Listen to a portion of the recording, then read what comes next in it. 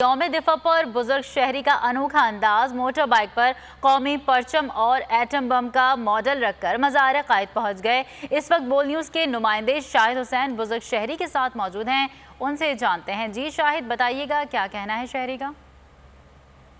जी बिल्कुल, जिस तरह जो यौम दिफा है पूरी कौम जोश जज्बे से मना रही है, हर कोई अपने अपने अंदाज से इस जो आज के रोज़ को सेलिब्रेट कर रहा है। आज एक बुज़ुर्ग भी मज़ार कायद के करीब अपनी जो वेस्पा गाड़ी है उनको सजाकर सेलिब्रेट करके कौमी परचम सजाकर यहाँ पहुँचे हैं। मैं इनसे जानने की कोशिश करता हूँ। ये बताइएगा कि आपने आज के इन दिन को ख़ास तौर पर सेलिब्रेट करने के लिए कौमी परचम सजाया हुए हैं, पीछे मिसाइल भी वेस्पा पे गाड़ी ये बम है।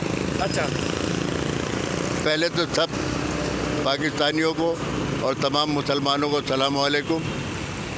सन 1965 में भारत ने 700 टैंकों के साथ पाकिस्तान पे हमला किया और वो ये सोच रहा था कि हम इतने टैंकों से पाकिस्तान के अंदर लाहौर में जाके नाश्ता करेंगे, मगर उसे नहीं पता था कि हमारी फ़ौज शहादत के जज्बे से सरचार है और हमारे फ़ौजियों ने सीनों पे बांध के टैंकों के नीचे लेट गए और उनके इरादों को नाकाम किया।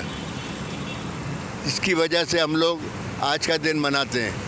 यही जज्बा है कि ये कहते हैं कि जिस तरह के ख़ास इवेंट हों, ख़ास जो त्यौहार होते हैं, ख़ास ठीक शाहिद, आपका शुक्रिया। सब्सक्राइब करें और बेल दबाएं ताकि कोई खबर रह न जाए।